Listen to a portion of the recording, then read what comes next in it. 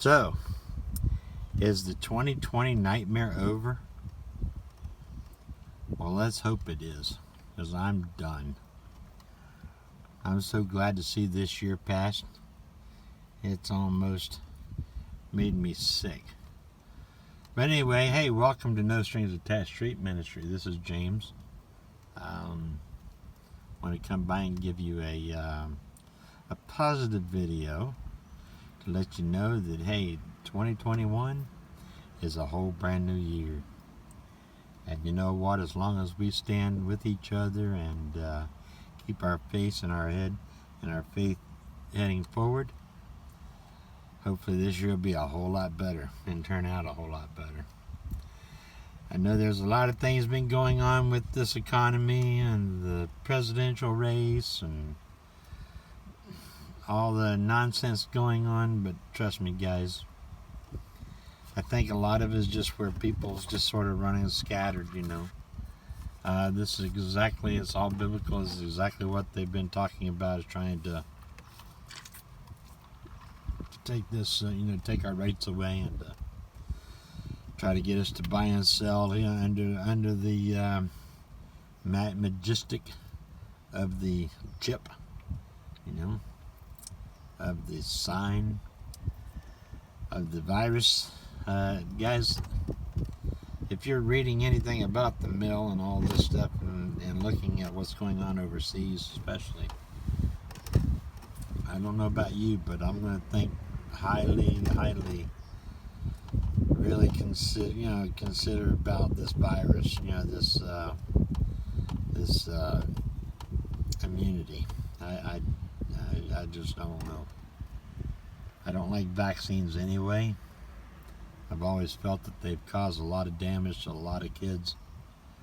As we grew up, you noticed a lot of diseases that these kids has got now that wasn't even common back then. Like ADHD and all this other things, and I really feel a lot of that is caused by these vaccines. So I don't know. Besides just the health risk, I know that this virus has really been pressing forward, and all the media and everything about how the hyping it up and everything. But you know what? If you actually look at the statistics on it, it's not that bad. Yeah, there's been people that's had it. Don't get me wrong. I'm not saying that there is no virus. There's something out there that's killing these people off. That's for sure. Now, what it actually is, I don't know. Is it targeted? I'm thinking more the lines that it is targeted. And you got to be sort of weary about it, because there's a lot of things in this world, a lot of evils that are very organized and coming after you. They're coming to attack you. They're going to bring you down. They're going to want to make you a slave to their system. And that's exactly what they want. So be wise, beware. Keep your eyes peeled. Keep yourself prepped and prepared. Get yourself to a point in your life to where you could walk away with nothing and still feel confident enough in yourself to take care of yourself and survive. And trust me, it'll be the hardest thing you've ever done in your entire life. It would almost be backbreaking. And I would probably say 50% of the people wouldn't even survive it. So, it's be prepared. Trust me. Read the books, do your studies, practice. Biggest thing about it is practice. Because believe me, when you have to build a fire with just rubbing two sticks together and you never done it before, you're gonna kill yourself trying. So practice alternative things like that, how to forage, and pick up a foraging book of your little area, where you're at, where you're going to be located. Or study all the plants that's around you. You'd be surprised how much is within a quarter mile of you that will actually sustain your life. So be wise about this. Figure out ways and recipes and try them. Don't just read about them. Get to intimately know these plants and go put your hands on them. Feel them. That way you know exactly what they look like at all stages of their life. Winter months, summer months, how they grow, what their blossoms look like.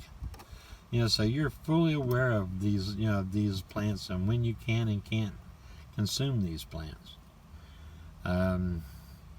Look at your meat sources, and try to figure out that thing. If you're sitting around now, hey, most places, even in the cities, you can have a chicken, as long as it's a hen that doesn't cock-a-doodle-doo all night long or all morning. Yeah, go get you a couple hens. You'd be surprised. Get 3 or 4 hens, believe me, to keep a family of 4 in eggs and keep them comfortable, I would say you probably need maybe 4 to 6 at the most. Good laying hens. You let them hatchery out for 4 or 5 times a year. Gives you your meat birds, and it's a continual. And the thing is, they're self-foragers. So even if times get tough and you can't afford to feed them, let them free range. They'll take care of themselves. This is the kind of thing that you need to do. Find ways of protecting them. Keep them protected. Keep them fenced in. Keep them, some way. Keep keep them protected, because that's your value. Another one is raising rabbits. You never know. You can even raise squirrels. These are things that you can possibly start raising. Capture them and start raising them on the side. These are all self-forager animals. They will take care of themselves. They will survive if you can't afford to feed them. But the thing is, if you start planting your gardens, all those garden scraps, you'd be surprised how it will really help and enrich all those animals. You don't have to have a cattle. Yeah, it would be nice to have a good steer and raise him up, and butcher him once a year, and have a milk cow or whatever. Yeah, that would be awesome to have something like that. But you know what? A couple goats can go just as long ways, Still give you the milk, still give you the cheese, still give you things you can use. And it's not that bad. Plus, he'll even give you meat. And you look at it that way. So, figure out ways to make your life extremely easier. Flashlights, use solar power, Anything you can do to be more self-sufficient. It's the way you do it. Remember, one is none. So if you have one of something, you really don't have anything. So say like solar power. If you only have one solar power source, you don't have any. Because if something happens to it, you're out. You're completely gone. If you're relying on that fully, and you only have the one, well, even at 20 years, even if you get full life out of it, 20 years down the road, you won't have it no more. And then that's when the suffering comes in. So always have a backup. Always have alternative ways of doing the same thing, On your cooking especially. People look at the propane stoves and all this stuff. No. Don't go that route, because these are expendable gases that you'll never be able to get. Very few people have a natural gas line coming up in their backyard they can tap. It just don't happen. Propane will dry up fast, trust me. Gasoline will dry up fast. Diesel will dry up fast. So find out how to use things like, fire pits. The best thing to do, and it's where you don't burn your resources, is rocket stoves. Rocket stoves, a tree produces so much waste and so much debris. One oak tree probably will sustain you with enough firewood to run a rocket stove probably for the whole year. Just one big giant full mature oak tree. At least it does in my yard. I've got little small branches falling out of that tree every single day. It almost drives you crazy go picking it all up. And it doesn't take a lot to, to boil water. It doesn't take a lot to cook a meal on. So build you a couple rocket stoves. I got 3 of them, I think. 3 or 4. I had 4, but I think I might have gave one of them away. But I built them out of concrete and perlite. So they're heavy, but they're lighter than full-size concrete. And I made them out of buckets. I used the little small metal bucket, and the pail, water pail. And I think I even had a video on that. So look back in my archives, and hopefully you can find that video when I made those. But it works. I mean, you build a little small fire, a little handful of twigs, and you get that thing rocking and rolling. And trust me, it's a clean fire. It doesn't smoke. It burns nice and efficient. But yet it gets hot enough to where you can cook anything you want on that thing at any time. And it doesn't take a long time to get it going, and it doesn't take a long time for it to burn out. So to manage it well is no problem at all. But within, especially a quarter acre of land, or even a yard full of trees and different things around you, you'd be surprised how much of that debris that you can get just on the little dead branches that fall out of these trees. You don't have to murder and tear down the trees and chop it down and chop firewood and all this stuff. You don't have to do that. You take these little branches and you take them, even if you split them and you skin them, and you can get down to where it's good burnable wood. Don't be afraid to try it. You'd be surprised what you can actually do it. I've got that one on the back of my truck, which is the rocket stove. I use on the hitch. That's why I got it. I go anywhere in this country, anywhere I can go out and I can find debris, I can burn it in that stove.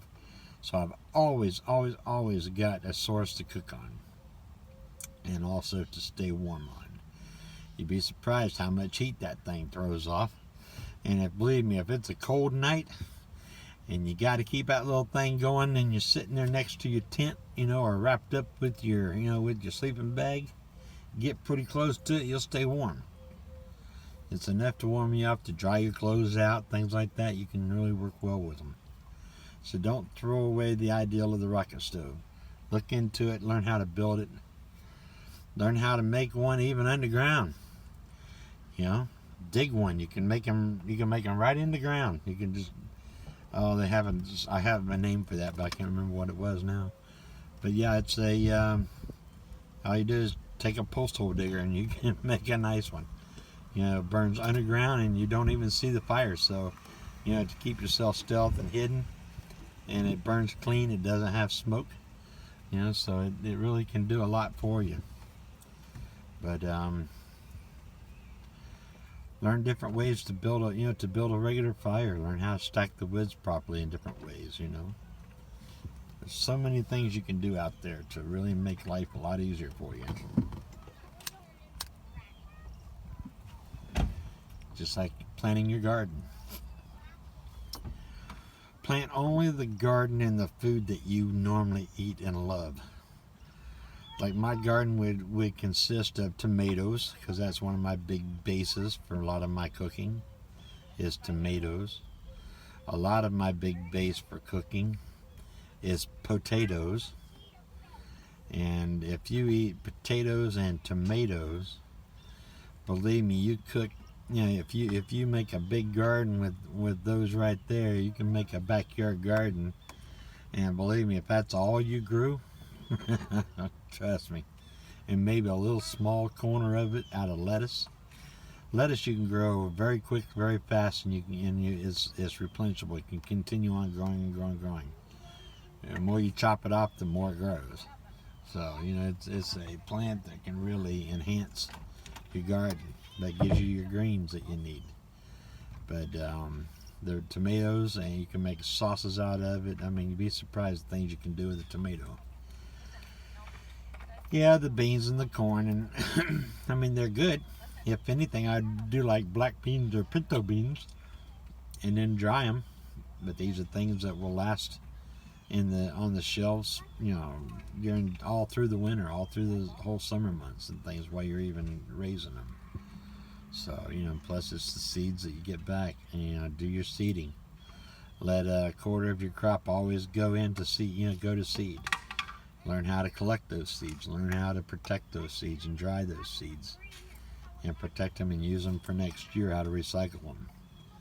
Do a little bit of research on that and start doing it so you know how to do that. Learn how to dehydrate, What's the reason for dehydration, the purpose of it? What you can do with dehydration.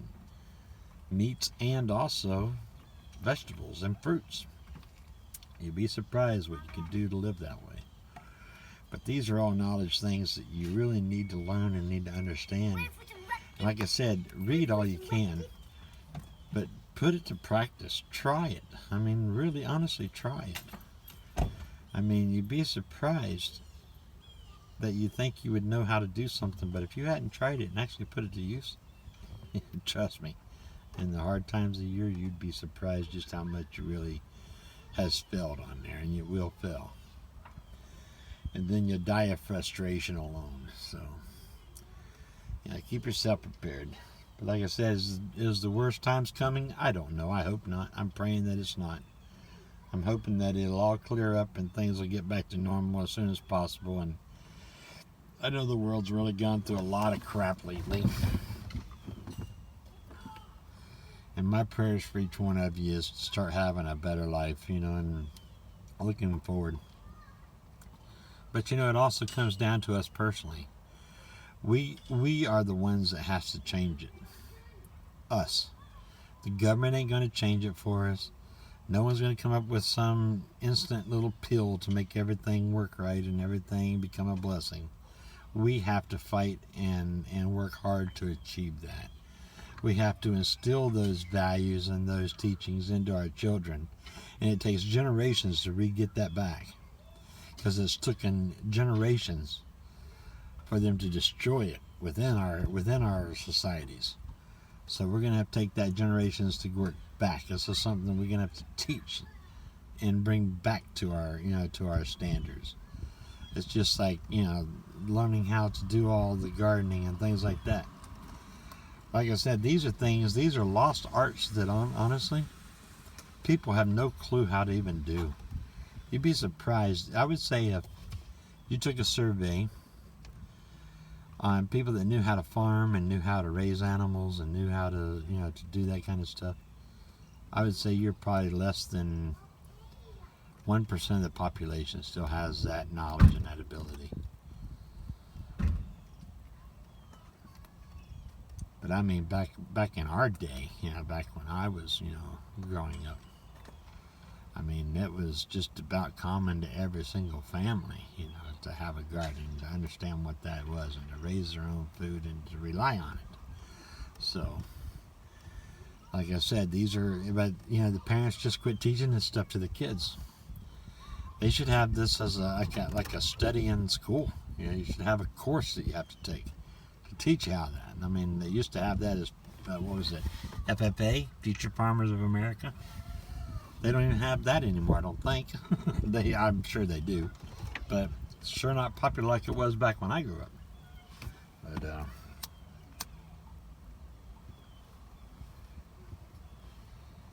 just do your best to survive.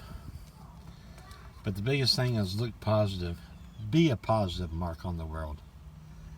Go out and teach people how to be kind to one another. If you see someone struggling, reach down and pick them up and give them a helping hand. Even if you smile at them and say, God bless you, I hope things work out for you, and give them encouragement to get better. Even though if you can't give them anything at all, at least what you can do is encourage them. If you need to find somebody that needs to learn something, take your time to train that person or to give them that knowledge. Stop being someone that just passes someone by. You see someone struggling in life, reach out and do what you can, especially if you have that knowledge. It's almost like you should be condemned if you don't share it. That's just my opinion. That's being human. That's what human's all about. But anyway, I hope this video finds you well. I hope you have a wonderful, positive, uplifting, and uplooking 2021. I've already made my resolutions for the year. My resolution is to try to work on my health and get my health better. But the biggest thing that I'm worrying about and trying to do is to make sure that I am a positive influence to others. And I'm going to work on doing a whole lot better on my channel here, because I was looking back at and reflecting last night, as I was thinking about it, and even though a lot of people don't watch my channel a lot, they never really have, but back in the day when I was doing my religious videos and things about my ministry and things, a lot of people haven't seen those videos. And but I really feel that was the most important work that I've ever done. And even though only a few may have seen those, hopefully it's changed some of their lives to where they've become just as much. That's the one thing that I have concern about, is, did I really make a difference in this world? Did I really do the best that I could to help somebody, to change someone else's life?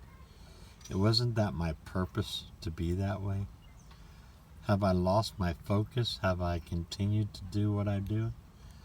Even though I've taken some breaks and I've slowed down a lot because of my health, I almost feel shameful that I haven't been able to continue doing what I do as full and as furious as I have.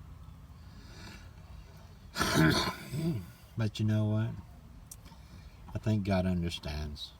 And through my prayers and me praying for my health in return, and the Lord's got my back. I really feel He does. So with that said, have a happy New Year's, and remember, you do make a difference. God bless each and every one of you. If you followed along this way, hey, hit the subscribe button, share the like button.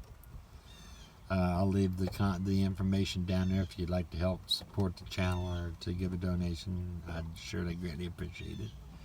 We got the Cash App, which is the $JWD333, or we got PayPal, which is paypal.me/prayervan. Those are the two ways that you can send and help money for us. Those, I'll put that information in the description as well. But if there's anything I could do for you, reach out and let me know. I'll do what I can. God bless each and every one of you. Thank you. Have a great day.